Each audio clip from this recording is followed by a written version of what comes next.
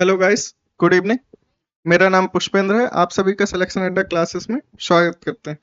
जैसा कि हम एनसीईआरटी 7th क्लास जियोग्राफी का अध्ययन शुरू किए थे, तो उसी क्रम में हमने 7 चैप्टर कंप्लीट कर डाले हैं। आज हमें पढ़ना है 8th चैप्टर और इसका टॉपिक है मानव पर्यावरण, अन्योन्याश्रय, उष्णकटिबंधीय एवं उपोष्णकटिबंधीय उपोष्ण प्रदेश। तो जब हम ये सब पढ़ेंगे उपोष्णकटिबंधीय उष्णकटिबंधीय क्षेत्र, तो इससे पहले हमने 6th क्लास में भी जब पढ़ा था कटिबंधीय पेटियां भी पढ़ी थी, और साथ ही साथ जब 7th क्लास में ही हमने कुछ चैप्टर पढ़े थे।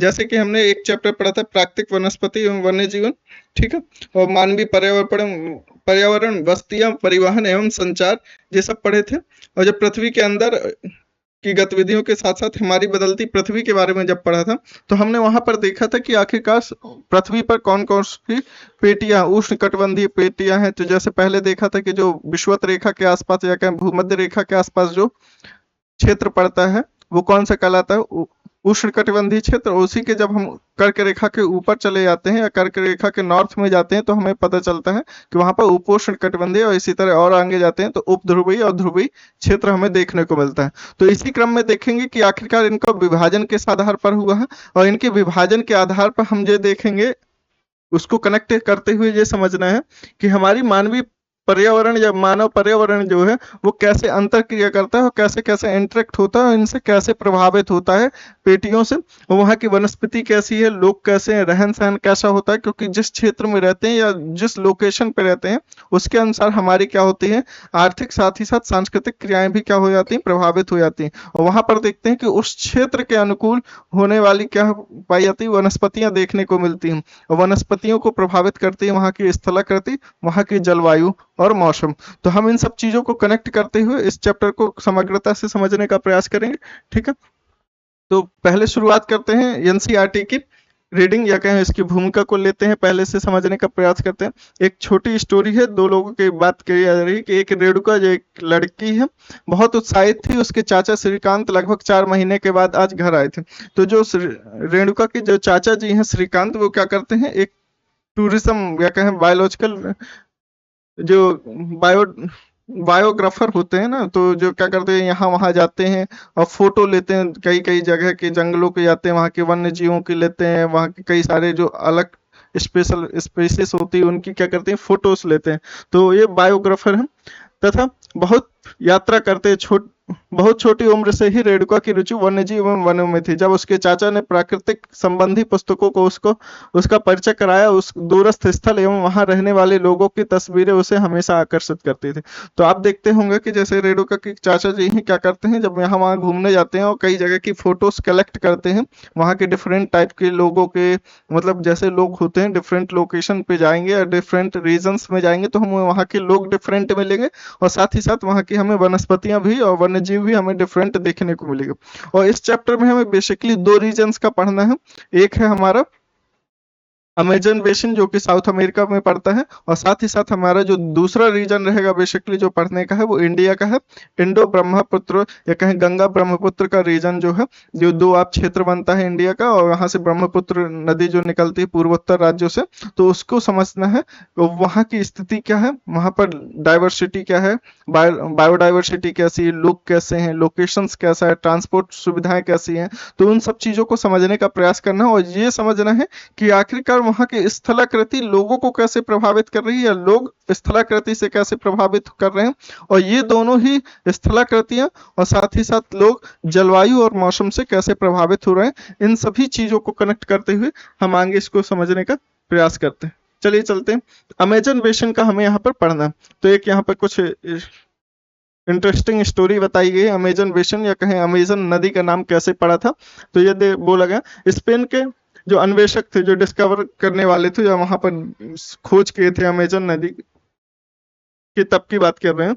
तब सिर्फ पर सुरक्षा कवच, हेडगियर एवं घास के स्कर्ट पहने हुए स्थानीय आदिवासियों ने उन पर आक्रमण कर दिया। तो स्पेन के जो डिस्कवर करने वाले थे, जो वहां पर गए थे, तो उन्होंने देखा था कि उनके ऊपर किसने आक्रमण कर दिया था, वहां के आदिवासियों, स्थानीय लोकल नेटिव लोगों ने क्या कर दिए थे, आक्रमण कर दिए थे। अगर उनकी बात की जाए तो वो कैसे दिख रहे थे, वो क्या किए हुए थे, सिर्फ एक सुरक्षा कवच पहने हुए थे जिसका नाम दिया था हेड गेम, और साथ ही साथ घास के स्कर्ट मतलब घास के कपड़े अपड़े पहने हुए थे, ठीक है, जो नीचे पहनते हैं स्कर्ट टाइप।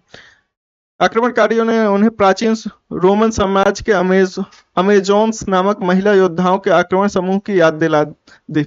तो इस प्रकार ये क्या है, अमेजोन्स नामक महिला योद्धाओं के आक्रमण समूह की याद दिला दी, और इसी प्रकार अमेजन नाम का नाम क्या पड़ गया, अमेजन नदी पर। तो हमें यहाँ पर क्या समझना है, अमेजन बेसिन में जीवन कैसा है।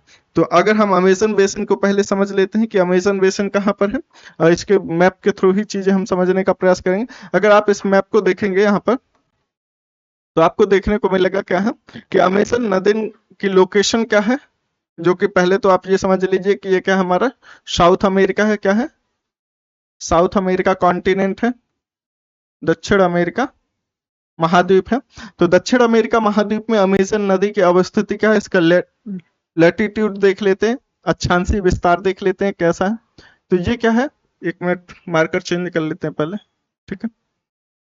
तो आप यहाँ पर देखेंगे कि जो अमेजन नदी है, तो ये क्या करती है, ये लगभग कई सारे कंट्रीज से साउथ अमेरिका के फ्लो करती है, और साथ ही साथ इसकी कई सारी छोटी बड़ी ट्रिब्यूटरीज हैं, ठीक है, ये सहायक नदियां, ठीक है। तो इसका जो पहले तो आप जैसे ये समझेंगे अमेजन नदी बेसिन जैसे ये बोला जा रहा है, तो आखिरकार अमेजन नदी बेसिन क्यों बोला जा रहा है।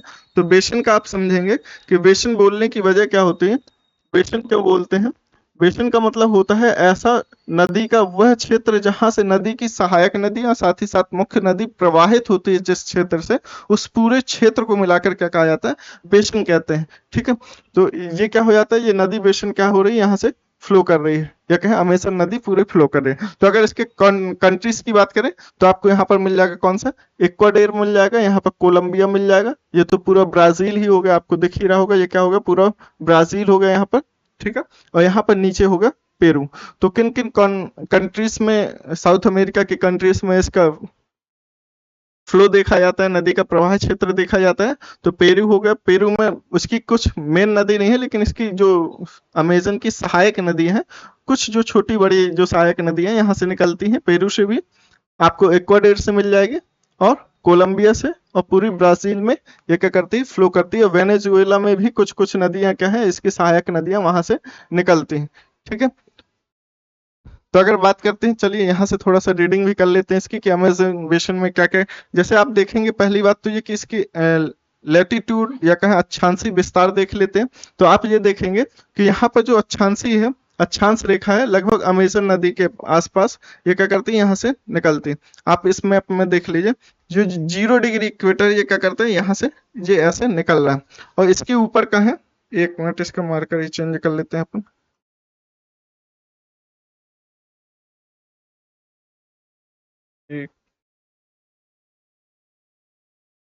तो आप ये देखेंगे कि ये क्या हो गया, 0 डिग्री इक्वेटर यहाँ से निकल जाती है। और फिर आगे देखेंगे कि अगर यहाँ पर देखें तो ये 10 डिग्री अक्षांश रेखा हो गई, ये 10 डिग्री साउथ अक्षांश रेखा हो गई। अगर यहाँ पर ड्रॉ करते हैं हम इसी चीज को, ठीक है, ड्रॉ कर लेते हैं, ड्रॉ करके समझने में आसान होता है, समझना भी और समझाना भी, ठीक है। तो पहले ड्रॉ करके ही चीजें समझने का प्रयास करेंगे, जो चैप्टर छोटा है जल्दी ही कंप्लीट हो जाएगा, तो आप प्रयास करिएगा कि जल्दी कनेक्ट करने का प्रयास करना है चीजों को, ठीक है। तो आप ये देखेंगे ये क्या है, यहाँ से लगभग ये हो गई 0 डिग्री इक्वेटर यहाँ से निकलती है, ठीक है। और यहाँ पर हो जाता है ये 10 डिग्री चैनल, 10 डिग्री क्या हो जाता है, 10 डिग्री नॉर्थ हो जाता है, जो 0 डिग्री इक्वेटर हो जाती है। और साथ ही साथ अगर यहाँ पर बात किया जाए तो ये हो जाती है हमारा 10 डिग्री साउथ। तो अगर हम ये बात करें कि अमेजन नदी का विस्तार हमें 10 डिग्री नॉर्थ और 10 डिग्री साउथ के बीच देखने को मिलता है। और आप जो अच्छे से वाकिफ होंगे इस शब्द, इस चीज से कि 0 डिग्री जो इक्वेटर है, जो हमारा क्या है, विषुव है, या कहें विषुवत रेखा है, भूमध्य रेखा वाला क्षेत्र। और आप इस क्षेत्र के बारे में इस चीज से परिचित होंगे कि यहाँ पर क्या होती है, वर्ष भर बारिश होती है, वर्षा होती है, और साथ ही साथ यहाँ पर क्या होता है, तापमान उच्च रहता है। जैसे कि हम इस चीज से समझ सकते हैं कि यहाँ पर ताप को लेकर जैसे समझ रहे हैं कि आखिरकार ताप से रिलेटेड कैसे, तो जैसे ये हमारा क्या हो गया, अर्थ हो गया। तो आप समझेंगे कि ये जैसे सपोज 0 डिग्री इक्वेटर है, तो यहाँ पर जब सूर्य से रिलेट करके पढ़ रहे थे कि सूरज की जो इंसोलेशन है, या कहें सूर्य तप जो प्राप्त होता है, तो हमें मैक्सिमम कहाँ पर मिलता है, 23.5 डिग्री नॉर्थ, ये 23.5 डिग्री साउथ होगा और ये क्या होगा 23.5 डिग्री नॉर्थ होगा। तो वर्ष भर हमें जो सूर्य की रोशनी डायरेक्ट या कहें सीधी कहाँ पर मिलती है, इस पूरे रीजन में मिलती है। और मैक्सिमम कहें वर्ष भर या कहें यहाँ पर दिन और रात की या कहें वर्ष भर कहाँ पर मिलते हैं, तो ये 10 डिग्री नॉर्थ एंड साउथ का जो रीजन है, तो आपको यहाँ पर मिलेगा कि यहाँ पर क्या होता है, वर्ष भर क्या होती है, सूर्य की रोशनी हमेशा क्या होती है, लंबवत होता है। सूर्य हमेशा लंबवत होता है या कहें सबसे ज्यादा मात्रा यहाँ पर क्या होती है, सूर्य की प्राप्त होती है। इसीलिए इस रीजन को हम क्या बोलते हैं, उष्ण कटिबंध। इसको क्या बोल लेते हैं, उष्ण कटिबंध। ठीक है, तो उष्ण कटिबंध बोलने के लिए तो हम ये पूरा रीजन ही लेते हैं। ठीक है, लेकिन ये जो वाली जो 10 degree north and 10 degree south का जो चैनल है, ये हमें अमेजन बेसिन के हिसाब से पढ़ना है, तो इसको उष्ण कटिबंधी ये इसी के अंदर आ जाएगा। आप एक चीज यहाँ पर ये समझेंगे कि जब हम ये पढ़ रहे थे कि जो पेटियां पढ़ रहे थे या कहें इसमें जो वायु संबंधी लो प्रेशर हाई प्रेशर को जानने की बात कर रहे थे, तो ये सब चीजें आपको छोटी छोटी हैं लेकिन कनेक्ट करने का प्रयास करना है। इस चैप्टर को समझने के लिए ये चीजें बहुत इंपॉर्टेंट है, तो आप कोशिश करिए कि इसको कनेक्ट करते जाइए। ठीक है, तो ये क्या होगा 23.5 डिग्री क्या होगा, साउथ होगा, और ये क्या होगा हमारा 23.5 डिग्री नॉर्थ होगा। तो आप यहाँ पर देखेंगे, यहाँ पर क्या हो जाता है, आपको मिलेगा यहाँ पर जब हम पढ़ते हैं तो यहाँ पर हमें मिलेगा हाई प्रेशर। ये अभी बताएंगे क्यों हाई प्रेशर, लो प्रेशर यहाँ पर क्यों है। ठीक है, और फिर यहाँ पर हमें वापस क्या मिलता है, ये हो गया हमारा high low pressure, high pressure, low pressure, और फिर वापस हमें यहाँ पर दोनों जगह क्या मिलता है, हाई प्रेशर देखने को मिलता है। ठीक है, तो आप यहाँ पर ये चीज समझिएगा कि यहाँ पर क्या होता है, वर्ष भर सूर्य की रोशनी क्या होती है, लंबवत होती है। एक मिनट, सॉरी, यहाँ पर उल्टा लिख दिया। एक मिनट, दोबारा इरेज करके इस चीज को आपको बता देते हैं।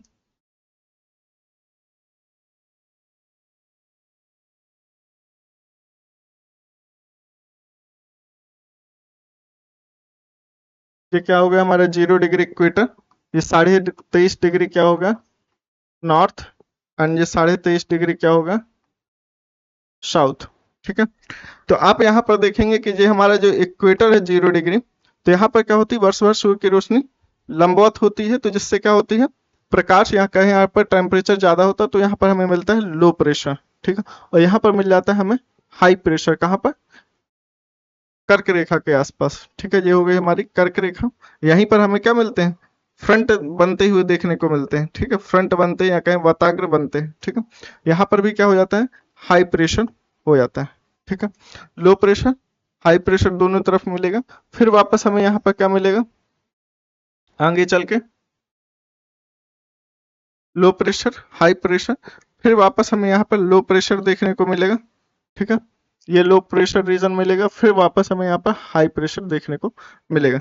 तो इस प्रकार से क्या होता है, हमें ये रीजन्स मिलते हैं उष्णकटिबंधीय, और ये सब समझने को देखने को मिलते हैं। चलिए ये इस चीज को यहाँ पर क्लियर कर लेते हैं। जैसे उष्णकटिबंध हम समझने का प्रयास कर रहे थे कि ये 0 डिग्री का जो 10 डिग्री नॉर्थ एंड 10 डिग्री जो साउथ रीजन था, तो यहाँ पर आप देखेंगे कि यहाँ पर वर्ष भर क्या होता है, सूर्य की रोशनी या सूर्य का प्रकाश लंबवत पड़ता है, इस वजह से यहाँ पर क्या होता है, टेम्परेचर हाई होता है। तो यहाँ पर हमें टेम्परेचर क्या देखने को मिलता है, हाई देखने को मिलता है। और साथ ही साथ यहाँ पर क्या होती है, वर्ष भर बारिश होती है या वर्षण होता है, तो यहाँ पर हमें आर्द्रता ज्यादा देखने को मिलती है। ठीक है, तो यहाँ पर हमें अगर हमें टेम्परेचर हाई है, वर्ष भर बारिश हो रही है या वर्षा हो रही है, यहाँ पर आर्द्रता बहुत ज्यादा है, तो आपको यहाँ का रीजन कैसा देखने का मिलेगा, सदाबहार वन जैसी वनस्पतियां देखने को मिलेंगी और काफी घने जंगल, और साथ ही साथ यहाँ पर काफी सारी वन्य जीव हमें देखने को मिलेगा। तो यही सब चीजें हमें ये अमेजन बेसिन के क्षेत्र में समझने का या पढ़ने को मिलेगा।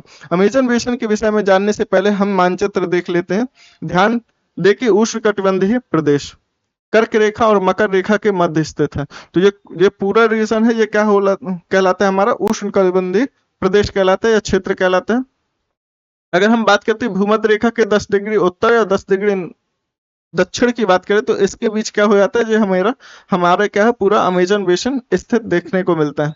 ध्यान दें कि पश्चिम में पर्वतों से निकलकर पूर्व में अंध महासागर या कहें अटलांटिक महासागर में कैसे पहुंचती है। तो आप ये देखेंगे कि अमेजन नदी का जो प्रवाह है, तो क्या होता है, वेस्ट से पूर्व की तरफ है, या कहें पश्चिम से पूर्व की तरफ है। तो ये कहें कि यहाँ के जो इक्वाडोर और कोलंबिया के जो पहाड़ी क्षेत्र है, यहाँ से निकलती हुई अमेजन नदी की सहायक नदियां मुख्य नदी के रूप में बहती हुई कहा जाती है, जो अटलांटिक महासागर में जाके गिर जाती है। जिस स्थान पर कोई नदी अन्य जलराशि से मिलती है उसे उस नदी का क्या कहते हैं, मुहाना कहते हैं। तो अन्य जलराशि मतलब जो मुख्य नदी हो गई, और नदी जब सागर में मिलती है तो इसी को क्या कहते हैं, उसका मुहाना कहते हैं, या कहें यहीं पर क्या करती है, वो डेल्टा बनाती है। अमेजन नदी में बहुत सारी क्या होती है, सहायक नदियां हैं, ठीक है, कई सारी छोटी बड़ी नदियां अमेजन बेसिन का निर्माण करती है। यह नदी बेसिन ब्राजील के भागों, तो कहाँ कहाँ पर हमें इसका क्षेत्र मिलता है, बेसिन नदी बेसिन हमने बताया कि नदी और मुख्य नदी और उसकी सहायक नदी जिन जिन क्षेत्रों से प्रवाहित होती हैं, और वहां पर क्या करती हैं, अवसाद या कहें वहां से प्रवाहित होकर क्या करती हैं, जिस क्षेत्र से निकलती हैं, तो उसका क्या कहते हैं, उस नदी का नदी बेसिन कहा जाता है। ठीक है, इसी प्रकार जैसे जहां जहां से अमेजन नदी और उसकी जो सहायक नदियां प्रवाहित हो रही हैं, वो सभी मिलकर क्या करती हैं, अमेजन बेसिन क्षेत्र का निर्माण करती है। बेसिन नदी बेसिन ब्राजील, पेरू, ठीक है, बोलिविया, इक्वाडोर एंड कोलंबिया तथा वेनेजुएला के छोटे भाग से अपवाहित होते हैं। क्या आप इस बेसिन में स्थित उन देशों के नाम बता सकते हैं भूमध्य रेखा से गुजरती है? तो आपको पहले जब हम 6th चैप्टर की बुक पढ़ा रहे थे, तब हम जब मानचित्र पढ़ा रहे थे, तब आपको बताया था कि भूमध्य रेखा किन किन देशों से गुजरती है और किन किन देशों से गुजरती है। तो आपको बताया था कि ब्राजील होगा, इक्वाडोर होगा और कोलंबिया होगा। तो इन देशों से क्या करती है, ये भूमध्य रेखा निकलती है। ठीक है, ये कुछ फैक्चुअल इंफॉर्मेशन ये आपको याद रखनी है। सहायक नदियां क्या होती हैं, ये छोटी नदियां होती हैं जो मुख्य नदी से मिल जाती हैं। ठीक है, तो वे क्या होती हैं, उसकी सहायक नदियां कहलाती। तो अगर यहाँ की जलवायु की बात करें तो जैसा बता दिया कि ये क्या क्या अमेजन बेसिन कहाँ पर स्थित है, जो उष्ण कटिबंधीय क्षेत्र में स्थित है, 10 डिग्री नॉर्थ और 10 डिग्री साउथ में, साउथ अमेरिका या कहें दक्षिण अमेरिका के क्षेत्र में स्थित है। तो यहाँ पर हमें टेम्परेचर देखने को मिलता है हाई, और साथ ही साथ आर्द्रता भी हमें बहुत मात्रा में देखने को मिलती है, जिससे यहाँ पर क्या होती है, वर्ष भर बारिश होती रहती है। ठीक है, और यहाँ पर कैसी वर्षा देखने को मिलती है, संवहनीय वर्षा हमें क्या देखने को मिलती है, संवहनी वर्षा देखने को मिलती है। ठीक है, तो यहाँ पर प्रतिदिन क्या होती है, लगभग बारिश हमें देखने को मिलती है। अगर जलवायु की बात करें, जैसा कि अब आप जानते हैं अमेजन बेसिन भूमध्य रेखा के आसपास फैला है। यह पूरे वर्ष यहाँ गर्म एवं नम जलवायु रहती है। यहाँ का मौसम दिन एवं रात दोनों ही समय लगभग समान रूप से गर्म एवं आर्द्र होता है। यह शरीर में चिपचिपाहट महसूस होती है। इस प्रदेश में लगभग प्रतिदिन वर्षा होती है, और यह बिना किसी पूर्व चेतावनी के। तो आप ये देखेंगे यहाँ पर क्या उच्च तापमान है और आर्द्रता, क्योंकि यहाँ पर प्रतिदिन क्या होता है, वर्षा होती है, तो यहाँ पर आर्द्रता बहुत बनी रहती है। और साथ ही साथ ये देखेंगे कि यहाँ पर वर्ष भर क्या होता है, सूर्य लंबवत होता है, तो इस वजह से आपको टेम्परेचर भी यहाँ पर हाई देखने को मिलेगा। तो आपको टेम्परेचर भी ज्यादा मिलेगा, साथ ही साथ ह्यूमिडिटी भी क्या मिलेगी, ज्यादा मिलेगी। ठीक है, वर्षावन या कहें यहाँ पर हमें कैसे वन मिलते हैं, सदाबहार वन मिलते हैं।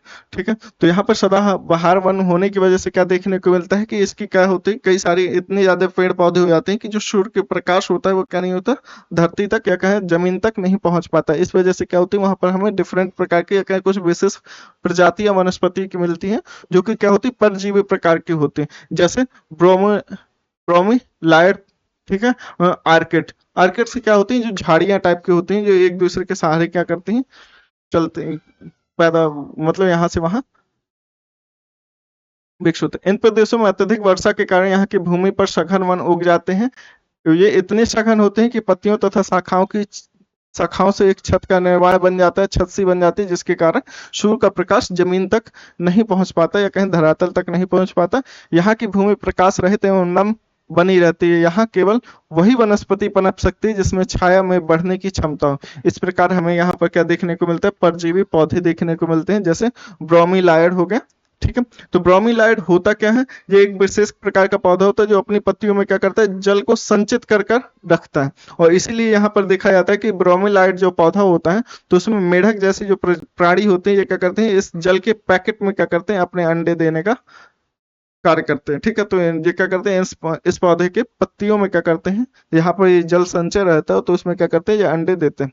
वर्षा वन में प्राणी जात की प्रचुरता होती है। टूकन, गुंजन पक्षी, रंगीन पछती वाले पक्षी एवं भोजन के लिए बड़ी चोंच वाले विभिन्न प्रकार के पक्षी जो भारत में पाए जाने वाले सामान्य पक्षियों से भिन्न। तो आप यहाँ पर देखेंगे कि यहाँ पर कुछ पक्षी जो हैं, उनकी विशेषता देखेंगे तो इनके क्या होते हैं, अधिकतर क्या होती है, चोंच बड़ी होती है, जैसे कि ये एक टूकन पक्षी होगा।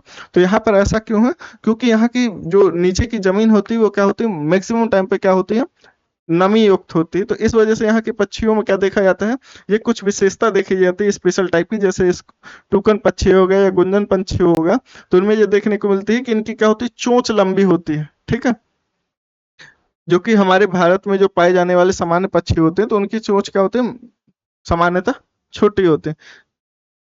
तो यहाँ पर क्या होता है, प्राणियों में हमें बंदर मिलता है, स्लॉथ मिलता है, चींटी खाने वाले टैपीर। ठीक है, तो ये क्या हो गया, टैपी एक जानवर होता है जो कि क्या कहते हैं, चींटी खाने का प्रयास ये खाता है। ठीक है, यहाँ पर क्या होता है, जैसे एनाकोंडा, आपने मूवीज देखी होंगी कई सारे एनाकोंडा, तो अमेजन बेसिन ही वो रीजन है जहाँ पर मैक्सिमम हमें क्या मिलते हैं, एनाकोंडास मिलते हैं। सांप एवं सरीसृप की विभिन्न प्रजातियां इन वनों में पाई जाती है, मगर, सांप, अजगर, एनाकोंडा, बोआ, ये सब क्या होती हैं, ऐसी प्रजातियां जो कि हमें सरीसृप की मिलती हैं। ठीक है, इसके अतिरिक्त हमें हजारों कीड़े मकोड़े भी देखने को मिलते हैं, मांस खाने वाला पिराना मच्छी, या क्या पिराना मूवी भी देखी होगी, तो पिराना मूवी कैसी है, वो क्या करती है, मांस खाती है। तो ये हमें कहाँ मिलती है, अमेज़न बेसिन में ही मिलती है। इस प्रकार विभिन्न, तो आप ये देखेंगे कि ये हमारी क्या है, वर्षा वन जो है, अमेज़न बेसिन का जो वर्षा वन है, तो यहाँ पर हमें वनस्पतिक विविधता भी देखने को मिल रही है और साथ ही साथ वन्य जीव संबंधी भी विविधता देखने को मिलता है। अगर हम यहाँ की बात करें कि वर्षा वन क्षेत्र, अब जैसा आप देखेंगे कि इंडिया में देखें, जैसे इंडिया में देखेंगे तो जैसे मेघालय हो गया, असम हो गया, तो यहाँ का क्या है, बांस ज्यादा उत्पादन होता है और साथ ही साथ यहाँ पर देखेंगे कि लगभग वर्ष भर बारिश होती है या कहीं पानी ज्यादा मात्रा में प्रवाहित होता है। तो आप देखेंगे यहाँ पर घर कैसे बनाए जाते हैं, पेड़ों के नीचे गाड़ कर क्या करते हैं, ऊपर ऊंचाई पर बनाए जाते हैं। ठीक है, लकड़ी के घर बनाए जाते हैं। इसी प्रकार आपको यहाँ पर भी देखने को मिलेगा, जैसे कि वर्षा वन के निवासी यहाँ के स्पेशल टाइप के लोग रहते हैं, या कहें यहाँ के लोगों में क्या देखने को मिलता है, यहाँ के रहन सहन क्या होते हैं, बाकी जगह से हमें डिफरेंट देखने को मिलते हैं। ठीक है, मैदानी क्षेत्र से यहाँ के लोग छोटे क्षेत्र में वन के कुछ क्षेत्रों को काट कर क्या करते हैं, अपने भोजन के लिए फसल उगाते हैं। ठीक है, तो आप यहाँ पर ये भी देखने को मिलेंगे।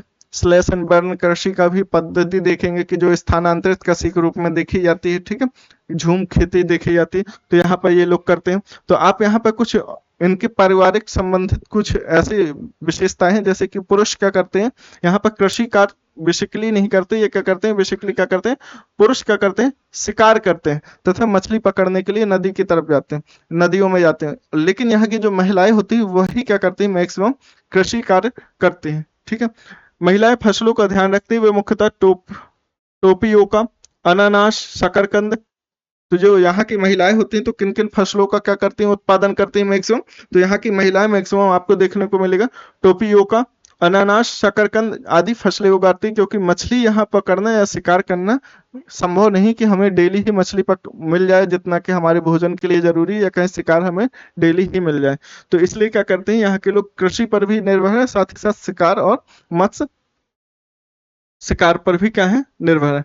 ऐसे में महिलाएं ही अपनी उगाई साग सब्जियों से अपने परिवार का भरण पोषण करते हुए कर्तन एवं दहन पद्धति को ही क्या कहते हैं, स्लैश एंड बर्न पद्धति बोलते हैं। ठीक है, मेथड बोलते हैं, का प्रयोग करते हैं। इनका मुख्य आहार मैनियोक है।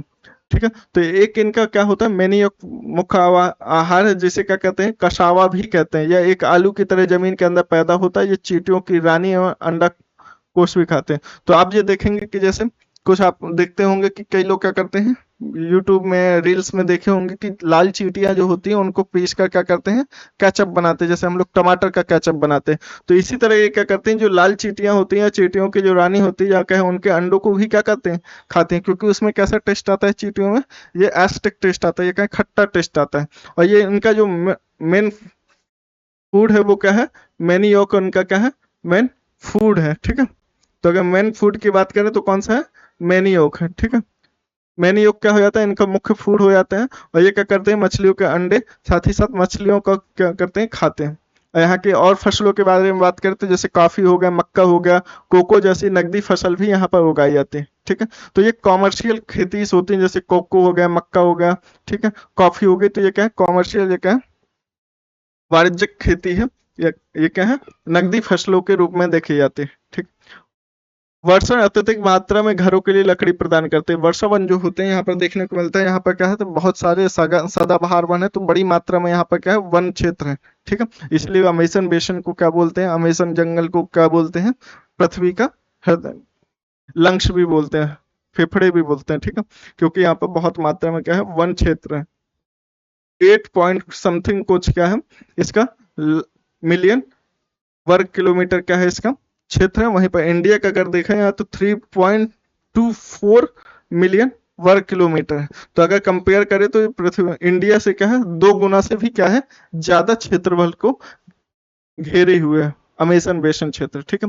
कुछ परिवार मधुमक्खी में छत्ते के आकार वाली छप्पर के घरों में रहते हैं, ठीक है। तो आप ये देखेंगे कि कुछ परिवार जो है मधुमक्खी के छत्ते के आकार वाले छप्पर जैसे घरों में रहते हैं। तो ये क्या करते हैं, बी लाइक जो वी हिप्स होते हैं उनके जैसे क्या करते हैं, ये घरों को बनाते हैं। जबकि कुछ लोग क्या करते हैं, मलोका ये स्पेशल टाइप के घर बनाते हैं, ठीक है। बड़े अपार्टमेंट घर होते हैं जिनकी छत तीव्र ढाल वाली होती है। अब तीव्र ढाल क्यों ऐसा करते हैं, क्योंकि क्या होता है यहाँ पर वर्ष भर क्या होती है, बारिश होती रहती है। अगर ढाल नहीं करेंगे तो क्या हो जाएगा, पानी छत पर आ जाएगा, जिससे क्या होगी, प्रॉब्लम हो सकती है। इसलिए क्या करते हैं, तीव्र तीव्र ढाल वाले क्या करते हैं, घरों को बनाते हैं। और इसका स्पेशल नाम क्या दिया गया, मलोका कहते हैं, ठीक है। क्या कहते हैं, मलोका। अमेज़न बेसिन के लोगों का जीवन धीरे धीरे बदल रहा है। पुराने समय में वन के अंदर पहुंचने के लिए नदी मार्ग एकमात्र उपाय था। 1970 में ट्रांस अमेज़न महामार्ग बनने से वर्षावन। तो आप ये देखेंगे कि अमेज़न बेसिन वाला क्षेत्र जो है बहुत घना क्षेत्र है। तो यहाँ पर क्या हो, ट्रांसपोर्ट या कहें यहाँ पर रहना और साथ ही साथ किसी का एक स्थान से दूसरे स्थान पर जाना क्या था, टफ था। लेकिन इससे पहले क्या करते थे लोग, सिर्फ और सिर्फ किस मार्ग से जाते थे, नदी मार्ग का सहारा लेकर एक स्थान से दूसरी जगह पर क्या करते थे, ट्रेवल करते। लेकिन जब अमेज़न महामार्ग बना तो वहां से क्या हुआ, फिर यहाँ पर हवाई जहाज होगा, हेलीकॉप्टर का प्रयोग किया जाने लगा। इस प्रकार क्या होगा, ट्रांसपोर्ट जैसी सुविधाएं आई। और साथ ही साथ यहाँ के लोगों को रहने वाले उनको क्या किया था, अमेज़न बेसिन के क्षेत्रों से कुछ निकाल कर क्या किया गया, बाहर वाले क्षेत्रों में रखने का प्रयास किया गया। विकास की गतिविधियों के कारण जैविक विविधता वाले वर्षावन धीरे धीरे नष्ट हो रहे हैं। तो ये सब क्या है, हमारी प्राकृतिक रूप से प्राप्त हमें क्या है, संसाधन है, या क्या है हमें प्राप्त यहाँ की क्या है, वरदान है कि हमें इतने हरे भरे क्या मिले हैं, वन मिले हैं, अमेज़न जैसे वन मिले हैं। लेकिन हम क्या कर रहे हैं, उनका भी क्या कर रहे हैं, विकास के नाम पर क्या कर रहे हैं, या पर्यावरणीय या क्या मानव पर्यावरण के विकास में क्या कर रहे हैं, इसकी क्षति कर रहे हैं, या कहें इसको क्षति पहुंचा रहे हैं। तो आप ये देखेंगे कि पहले क्या था, अमेज़न बेसिन इस इतने बड़े क्षेत्र में धीरे धीरे क्या हो रहा है, ये क्षेत्र क्या होते जा रहा है, कम होते जा रहा है, ठीक है। तो इस तरह देख समझ सकते हैं, ठीक है। चलिए आगे चलते हैं। अब हमें समझना है गंगा ब्रह्मपुत्र बेसिन में जीवन। तो पहले ये समझ लेते हैं कि गंगा ब्रह्मपुत्र रीजन कहाँ पर पड़ता है, ठीक है।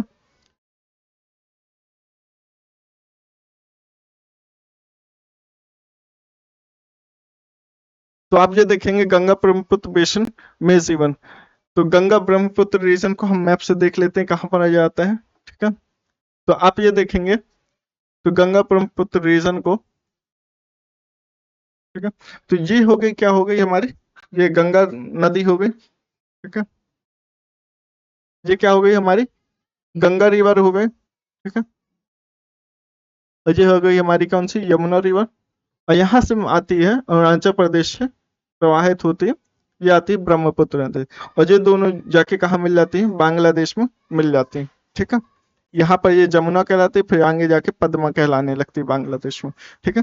तो यहाँ पर आप देखेंगे कि ब्रह्मपुत्र की भी कई सारी क्या है, सहायक नदियां, लोहित हो गई, ठीक है।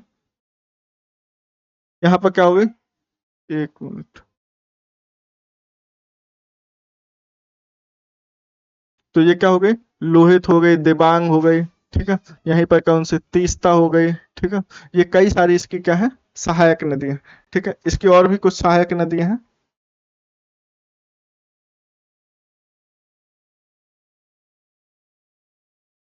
तो अगर आप यहाँ पर देखें, जैसे हो गई धनसिरी हो गई, लोहित हो गई, सुबनसिरी हो गई, ठीक है। ये मानस हो गई, तीस्ता हो गई, ठीक है। और यहाँ पर आपको मिल जाएगा बीच में कौन सा, माजुली द्वीप भी मिल जाता है, जो कि नदी सबसे बड़ा नदी द्वीप माना जाता है। और यहाँ से क्या हो जाती है, हमारी गंगा नदी क्या होती है, प्रवाहित होती हुए बांग्लादेश में जाके क्या करती है, ये ब्रह्मपुत्र नदी से मिल जाती है, ठीक है। और इसकी ये कई सारी, बनास, चंबल, बेतवा, ठीक है, सोन, दामोदर, यहाँ पर ऊपरी जो सहायक नदी हैं जैसे यमुना हो गई, घाघरा, गंडक, गोमती, कोसी, तो ये सब क्या है, गंगा की सहायक नदी है। तो आप अगर इस क्षेत्र को देखें तो ये हमारा क्या होता है 23.5 डिग्री, अगर इसके 1 मिनट अगले वाले मैप में देख लेते हैं तो आप यहाँ से देखेंगे कि लगभग क्या होता है, ये हमारी निकल जाती है कौन सी, कर्क रेखा। ये हमारी क्या होती है 23.5 डिग्री नॉर्थ क्या हो जाती है हमारी ये कर्क रेखा, जो कि भारत को 2 बराबर हिस्सों उत्तर और दक्षिण में क्या करती है, बांट देती है। अगर आप इसको उत्तर में देखेंगे तो ये हमारा क्या हो जाता है, पूरा गंगा ब्रह्मपुत्र का क्षेत्र हो जाता है। तो अगर नीचे वाले क्षेत्र को कहें तो ये क्या हो जाता है, उष्ण क्षेत्र होता है, उष्ण कटिबंध।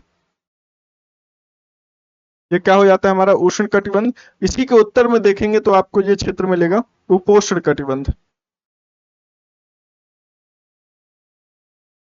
अगर हम क्लियरिटी देखें इसकी तो ये लगभग हमें देखने को मिलता है, लगभग 10 डिग्री नॉर्थ से लेके 30 डिग्री नॉर्थ तक के बीच में हमें क्या देखने को मिलता है, ये पूरा गंगा ब्रह्मपुत्र का रीजन हमें देखने को मिलता है। क्या है, गंगा यमुना बेसिन क्षेत्र हमें देखने को मिलता है। तो बेसिन आपको बता दिया कि बेसिन क्या होता है, मुख्य नदी तथा उसकी सहायक नदी जिन क्षेत्रों से प्रवाहित होती है उसी पूरे क्षेत्र को या प्रवाह क्षेत्र को या नदी द्रोणी वाले पूरे क्षेत्र को क्या कहा जाता है, उस नदी का बेसिन कहा जाता है। ठीक है, तो अगर इसको समझते हैं पहले तो यहाँ पर आप सहायक नदियां समझ लिए कि सहायक नदियां कौन कौन सी इसके। ठीक है, ब्रह्मपुत्र कहाँ से निकलती है, यहाँ से, और प्रदेश से होते हुए क्या करती है, जाके बांग्लादेश में क्या होती है, गंगा से मिल जाती है। तो इस प्रकार इसका अगर विस्तार देखें तो 10 डिग्री नॉर्थ से लेकर 30 डिग्री नॉर्थ के बीच इसका विस्तार देखा जाता है गंगा और ब्रह्मपुत्र नदी का। ठीक है, और ये किस क्षेत्र में पड़ता है, लगभग ये उपोष्ण कटिबंधीय क्षेत्र में पड़ता है। मतलब यहाँ पर हमें उष्ण तथा शीत लगभग दोनों ही विशेषताएं देखने को मिलती है। चलिए इसकी रीडिंग कर लेते हैं। गंगा तथा ब्रह्मपुत्र की सहायक नदियां मिलकर भारतीय उपमहाद्वीप में गंगा ब्रह्मपुत्र बेसिन का निर्माण करते हैं। यह बेसिन उपोष्ण में 10 डिग्री उत्तर से लेकर 10 डिग्री नॉर्थ से लेकर 10 डिग्री उत्तर से लेकर 30 डिग्री उत्तर अक्षांश के मध्य स्थित है। घाघरा इसकी कौन कौन सी सहायक नदी है, जैसे घाघरा हो गई, चंबल हो गई, सोन हो गई, कोसी। ठीक है, इसकी क्या हो गई, कब सहायक नदी हो गई। अगर ब्रह्मपुत्र की सहायक नदियों की बात किया जाए तो इसमें कौन सी हो जाती है, सुबनसिरी हो गई, लोहित हो गई, दिबांग हो गई, ठीक है, तीस्ता हो गई। तो ये सब क्या होता है, ब्रह्मपुत्र की सहायक नदियां है। ठीक है, और आपको ये काम भी करना है, ब्रह्मपुत्र की सहायक नदियों को लिखना है, कौन कौन सी इसकी सहायक नदियां। गंगा एवं ब्रह्मपुत्र के मैदान, पर्वत एवं हिमालय के गिरिपद एवं सुंदरवन डेल्टा का इस बेसिन की मुख्य विशेषता है। अगर इस क्षेत्र में आप देखेंगे तो गंगा एवं ब्रह्मपुत्र जो नदियां हैं ये दोनों क्या करती हैं, पहाड़ी क्षेत्र से निकलती हैं। अब जब पहाड़ी क्षेत्र से कोई नदी तीव्रता से प्रवाह करेगी, तीव्र गति से प्रवाह करते हुए आएगी तो उस क्षेत्र में बड़ी मात्रा में क्या करेगी, ये अवसाद करेगी, क्या है, अपरदन करेगी। जब अपरदन करेगी और मैदानी क्षेत्र में क्या करेगी, एंटर करेगी, तो आप ये गंगा ब्रह्मपुत्र का रीजन जो देखते हैं ये लगभग क्या है, क्या है, पूर्णतः ये क्या है, एक मैदानी क्षेत्र है। तो यहाँ पर क्या करते हैं, यहाँ पर उपजाऊ मैदानी क्षेत्र का निर्माण होता है। और जब यहाँ पर ये बेसिन, ये डेल्टा बनाती है जाके, तो यहाँ पर हमें कौन सा डेल्टा मिलता है, यहाँ पर हमें सुंदरवन डेल्टा देखने को मिलता है।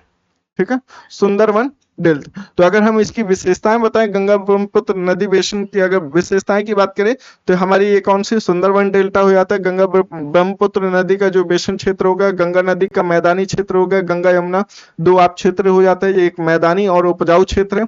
ठीक है, यहाँ पर अगर आप इसकी विशेषताओं को ऐसे, चलिए इसको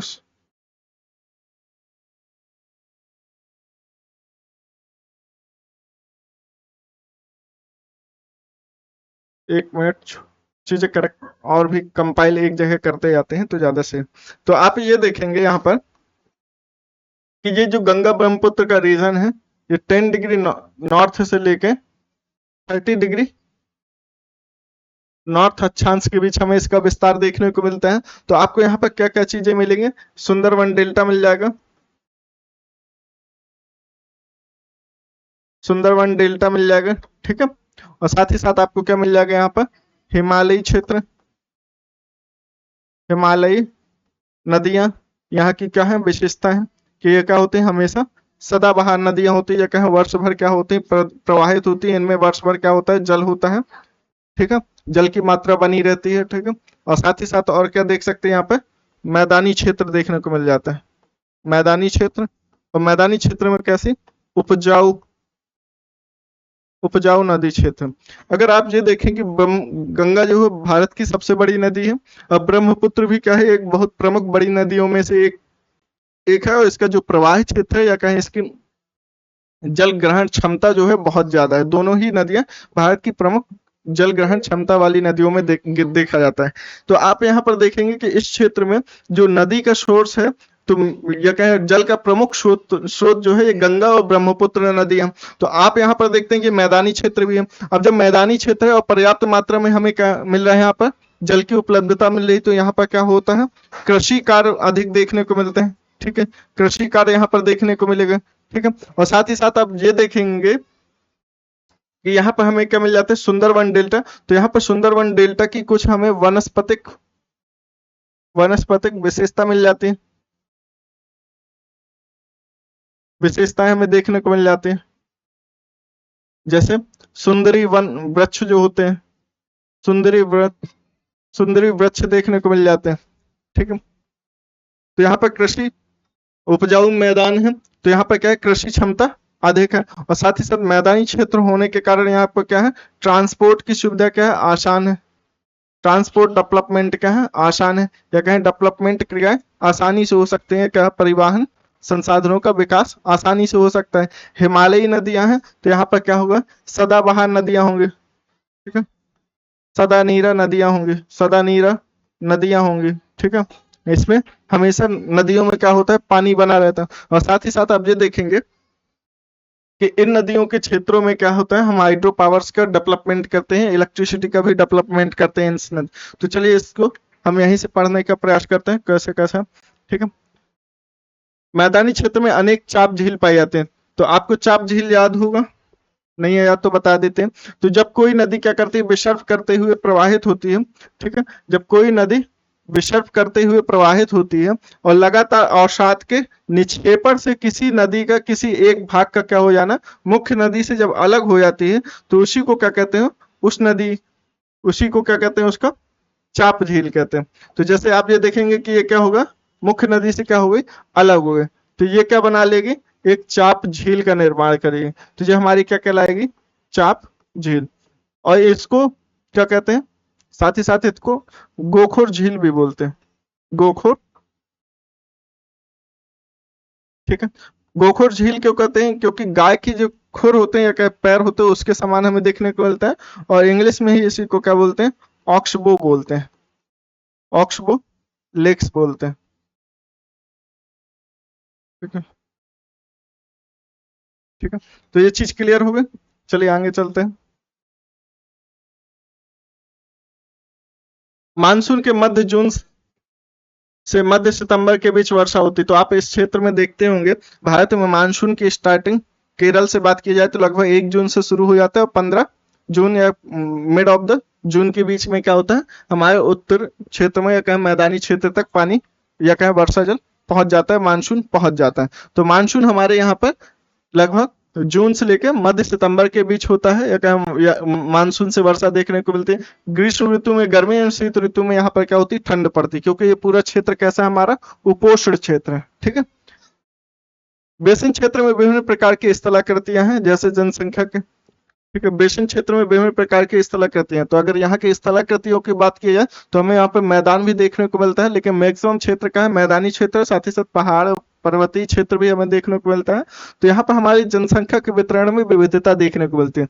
तो जैसे इस क्षेत्र में देखने को देखेंगे कि ब्रह्मपुत्र का जो बेसिन एरिया है, तो वहाँ पर पहाड़ी क्षेत्र ज्यादा मात्रा में देखने को मिलते हैं। तो वहाँ पर हमें जनजाति और साथ ही साथ क्या होता है, कम जनसंख्या घनत्व देखने को मिलता है। आप अगर इस रीजन में देखेंगे तो यहाँ पर क्या है, जनसंख्या घनत्व ज्यादा है, और मैदानी क्षेत्र होने की वजह से साथ ही साथ उपजाऊ जमीन या कहें भूमि होने की वजह से क्या है, कृषि क्षमताएं ज्यादा है। और साथ ही साथ जब संसाधन उपलब्ध है, नदी रिसोर्स, जैसा कि कहा जाता है नदी क्या है, सभ्यताओं का पालना के रूप में देखा जाता है कि नदियां ही क्या करती है, सभ्यताओं के विकास में महत्वपूर्ण साबित होती हैं। तो इस प्रकार से देखें तो यहाँ पर हमें क्या देखने को मिलता है, जनसंख्या घनत्व गंगा यमुना दोआब क्षेत्र में क्या होता है, हमें जनसंख्या घनत्व भी बड़ी मात्रा में देखने को मिलता है। और इस क्षेत्र में आप देखेंगे कि जनसंख्या घनत्व हमें क्या देखने को मिलता है, कम देखने को मिलता है।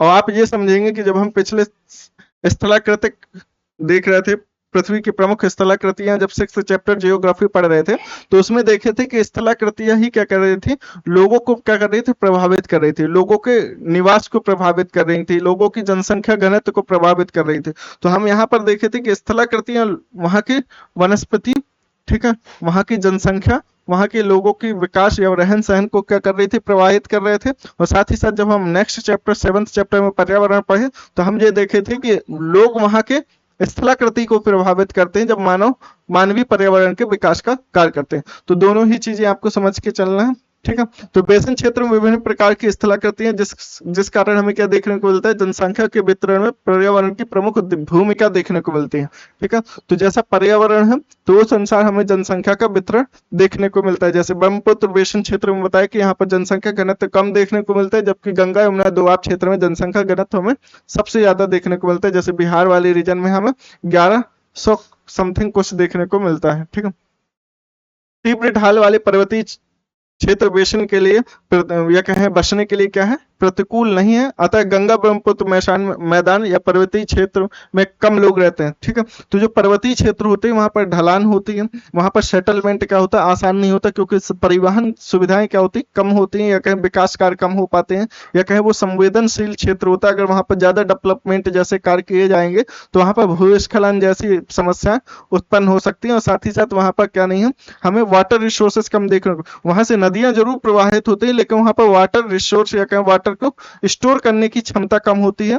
तो इस वजह से हमें क्या साल के या कहें वर्ष के कुछ महीने में वहां पर हमें वाटर क्राइसिस भी देखने को मिल जाते हैं। साथ ही साथ परिवहन जैसी समस्याएं देखने को मिल जाती है। डेवलपमेंट कार्य ज्यादा नहीं हो पाते क्योंकि वह एक संवेदनशील क्षेत्र के रूप में देखा जाता है, क्योंकि पर्वतीय क्षेत्रों में भूस्खलन जैसी गतिविधियां देखने को मिल जाती हैं, ठीक है।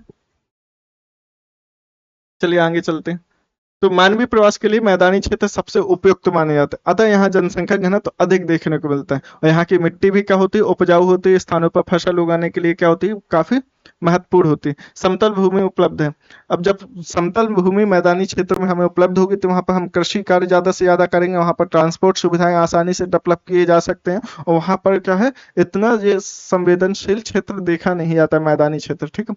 वहां के लोगों का मुख्य व्यवसाय कृषि है। जैसे मैदानी क्षेत्र में देखेंगे तो यहाँ पर क्या करते हैं, कृषि कार्य करते हैं। और यहाँ पर कृषि कार्य में भी सबसे ज्यादा क्या करते हैं, धान की खेती करते हैं, क्योंकि यहाँ पर जल की उपलब्धता ज्यादा मात्रा में और साथ ही साथ वर्षा पर्याप्त मात्रा में होती रहती है। चूंकि धान की खेती के लिए पर्याप्त जल की आवश्यकता होती है, यह उसी क्षेत्र में उगाया जाता है, अधिक वर्षा होती है। यहाँ पर और भी जैसे कृषि कार्य किए जाते हैं, जैसे मक्का, गेहूं, ज्वार एवं चना, बाजरा जैसी खेती का भी क्या किया जाता है, कृषि कार्य भी किए जाते हैं। साथ ही साथ कुछ फसली खेती भी, नकदी फसलें भी की जाती है, जैसे गन्ना हो गया, जूट जैसी नकदी फसलों का भी उत्पादन किया जाता है। और जैसे यहाँ पर कुछ बागानी कृषि भी की जाती है, जैसे क्या हो गया, केले हो गए, ठीक है, ठीक है। बागान जैसे चाय के बागान हमें ये असम वाली क्षेत्र में देखने को मिल जाएंगे, अरुणाचल प्रदेश असम क्षेत्र में क्या मिल जाएंगे, चाय के बागान मिल जाएंगे, ठीक है। असम में, पश्चिम बंगाल में भी मिल जाते हैं, चाय के बागान देखने को मिल जाते हैं, ठीक है। बिहार एवं असम के कुछ भागों में सिल्क कीड़ों का भी संवर्धन किया जाता है, ठीक है। तो बिहार में, असम में आप देखेंगे, और कहीं थोड़ी बहुत हमें जैसे वेस्ट बंगाल, पश्चिम बंगाल में भी हमें क्या करने को मिल जाता है, सिल्क के कीड़ों का संवर्धन देखने को मिल जाता है। और पश्चिम बंगाल में बेसिकली क्या देखने को मिलता है, हमें यहाँ पर जूट का उत्पादन देखने को ज्यादा मिलता है। विभिन्न भू आकृतियों के अनुसार वनस्पति में भी विभिन्नता पाई जाती है। गंगा ब्रह्मपुत्र के मैदान में सागवान, ठीक है। तो यहाँ पर ये उष्णकटिबंधीय क्षेत्र है, तो यहाँ पर हमें क्या देखने को मिलता है, उष्णकटिबंधीय वनस्पतियां जैसे देखने को मिलती हैं, जैसे सागवान हो गया, साखू, पीपल के पेड़ देखने को मिलते हैं, ठीक है। ब्रह्मपुत्र के मैदानी क्षेत्र में घने बांस के क्या मिलते हैं, वन पाए जाते हैं, ठीक है। डेल्टा क्षेत्र में मैंग्रोव वन पाए जाते हैं। उत्तराखंड, सिक्किम एवं अरुणाचल प्रदेश जो कि ठंडी जलवायु क्षेत्र है, साथ ही साथ ये तीव्र ढाल वाला क्षेत्र है, तो यहाँ पर हमें चीड़, देवदार एवं शंकुधारी जैसे पेड़ों का विकास देखने को मिलता है। तो आप ये चित्र भी देख ले सकते हैं, जैसे ये मैदानी क्षेत्र का है, गंगा यमुना क्षेत्र का, यहाँ पर धान की कृषि ज्यादा देखने को मिलती है। असम हो गया, पश्चिम बंगाल हो गया, ठीक है, सिक्किम, अरुणाचल प्रदेश, इन क्षेत्रों में हमें क्या देखने को मिलते हैं, चाय के बागान देखने को मिलते हैं।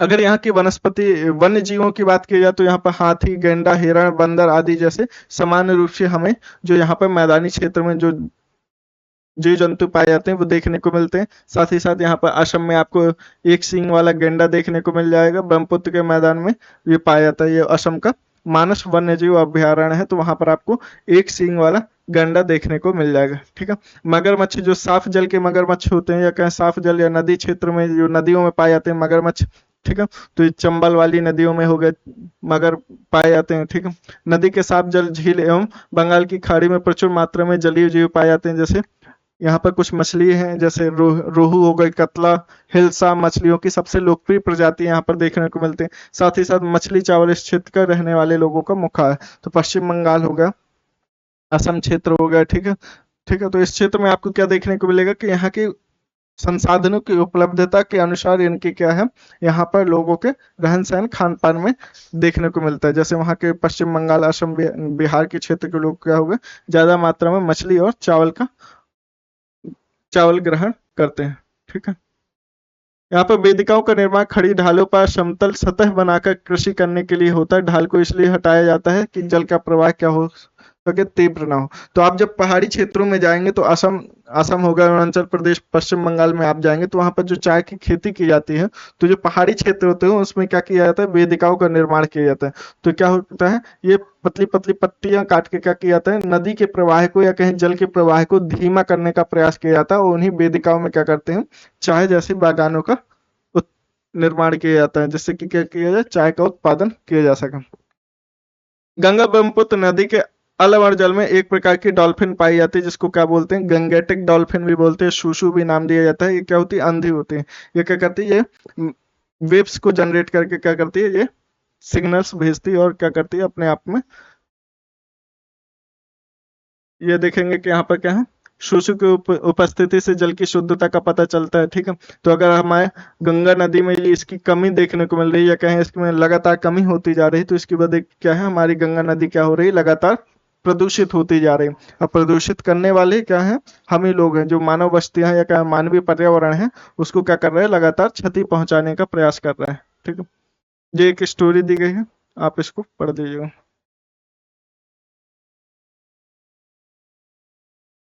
ठीक है,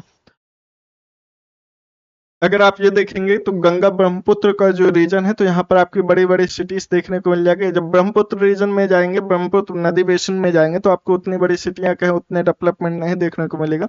एक तो नॉर्थ पूर्वोत्तर क्षेत्र में क्या हुआ, उतना आजादी के बाद से उतनी बड़ी मात्रा में राजनीतिक गतिविधियां कम नहीं देखने को मिली, या कहें वहां पर डेवलपमेंट का कम किए गए। ठीक है, कॉन्फ्लिक्ट की वजह से, चाइना कॉन्फ्लिक्ट देखने की वजह से। ठीक है, लेकिन जब सिलीगुड़ी कॉरिडोर एक रिस्क के रूप में देखा गया, तब से क्या हुआ, यहाँ पर भी विकास के रूप में पूर्वोत्तर राज्यों में लगातार विकास के कार्य देखे जा रहे हैं। गंगा यमुना दोआब क्षेत्र में देखेंगे तो यहाँ पर क्या है, बड़ी बड़ी सिटीज देखी जाती है, जो कि नदी के किनारे कई सारी क्या है बची हुई, जैसे प्रयागराज हो गया, लखनऊ हो गया। ठीक है, तो जैसे कुछ 10 लाख या कहें 10 लाख से अधिक आबादी वाले शहरों को आप देख सकते हैं, जैसे लखनऊ हो गया, वाराणसी हो गया, कानपुर, पटना, इलाहाबाद, ये सब क्या है, कोलकाता, ये क्या है, नदी के आसपास के क्षेत्रों में क्या है, बसे हुए हैं। ठीक है, क्योंकि यहाँ पर क्या है, एक हमें क्लीन वाटर या कहें साफ जल की उपलब्धता उपलब्ध है। ठीक है, बेसिन में यातायात का सुविकसित तंत्र उपस्थित है। आप देख सकते हैं कि गंगा ब्रह्मपुत्र बेसिन में यातायात के 4 मार्ग सुविकसित है। मैदानी इलाकों के लोग सड़क मार्ग व रेल मार्ग द्वारा एक स्थान से दूसरे स्थान तक जाते हैं। नदी के तटीय क्षेत्रों में जल मार्ग यातायात का प्रभावशाली माध्यम है। कोलकाता हुगली नदी पर स्थित है। ठीक है, तो अगर आप ये देखेंगे, कोलकाता यहाँ पर क्या बंदरगाह भी कई सारे बनाए गए हैं। तो कोलकाता हो गया, हुगली हो गया, ये कहाँ है, कोलकाता में बनाया गया। मैदानी क्षेत्र में बड़े कई पत्तन, हवाई पत्तन भी स्थित है। तो ये क्या देखने को मिलता है आपको कि जो मैदानी क्षेत्र है, कहें इस वाली रीजन में आपको यातायात सुविधाएं बड़ी मात्रा में देखने को मिलती है। जब अमेजन बेसिन देखा था तो वो भी क्या है, एक मैदानी क्षेत्र, लेकिन वो एक जंगल या कहें सदाबहार वन या उष्णकटिबंधीय क्षेत्र में होने की वजह से क्या है, वहां पर ज्यादा हमें विकास कार्य कम देखने को मिले। वहां पर क्या देखा गया, जब अमेजन महामार्ग डेवलपमेंट हुए तो हवाई जहाज, हेलीकॉप्टर जैसे ट्रांसपोर्ट सुविधाओं का विकास किया गया। लेकिन हमें यहाँ पर क्या है, रेलगाड़ी हो गया, पर्यटन हो गया, हवाई जहाज हो गया, पट्टन हो गया। ठीक है, तो ये सब चीजों का डेवलपमेंट बड़ी मात्रा में देखने को मिलता है। पर्यटन इस बेसिन की एक महत्वपूर्ण क्रिया है। आगरा में यमुना के किनारे स्थित ताजमहल। अब आप देखेंगे कि इस क्षेत्र में क्या है, कई सारी पर्यटन की सुविधाएं भी है, पर्यटन के क्षेत्र भी हैं, जैसे ताजमहल हो गया, इलाहाबाद का गंगा यमुना संगम हो गया, प्रयाग संगम हो गया, उत्तर प्रदेश हो गया, बिहार में बौद्ध स्तूप हो गया, ठीक है, लखनऊ का इमामबाड़ा, असम में काजीरंगा मानस वन्यजीव अभ्यारण्य हो गया, जहाँ पर एक सींग वाला गैंडा देखने को मिलता है, ठीक है।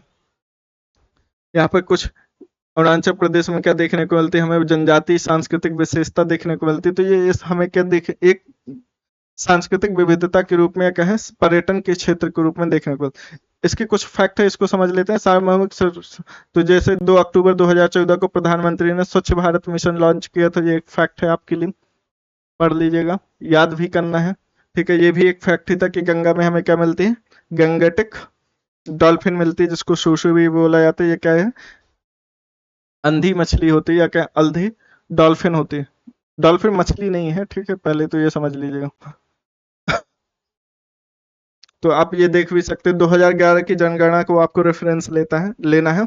जनसंख्या घनत्व की बात करें तो उत्तराखंड में कितना, 189 जनसंख्या घनत्व देखने को मिलता है। अगर जनसंख्या घनत्व की बात की जाए तो एक किलोमीटर वर्ग किलोमीटर में जितने लोग रहते हैं उस क्षेत्र का क्या कहलाता है, वो जनसंख्या घनत्व कहलाता है। पश्चिम बंगाल में 1029 हो गया, बिहार में 1102 हमें देखने को मिलते हैं, ठीक है।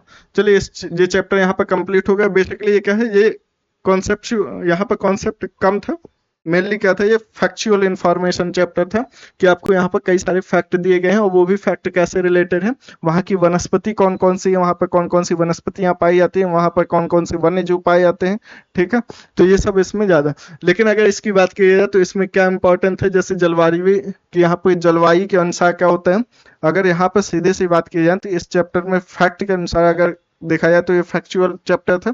और साथ ही साथ अगर कॉन्सेप्ट की बात की जाए तो यहाँ पे जलवायु को स्थलाकृति से जोड़ने का, साथ ही साथ वहाँ की वनस्पति और वन्य जीवों को जोड़ने का प्रयास किया गया है, ठीक है। तो अगर अक्षांशीय विस्तार या कहें अक्षांशीय अवस्थिति को देखते हुए अगर वहाँ के स्थलाकृति को देखें और वहाँ के अक्षांशीय अवस्थिति के अनुसार उसकी जलवायु को देखें, क्योंकि अक्षांशीय अवस्थिति के अनुसार ही क्या होती है, जलवायु निर्धारित होती है। और कहीं ना कहीं जलवायु को और भी कौन सा अन्य कारक प्रभावित करता है, वहाँ की स्थलाकृति।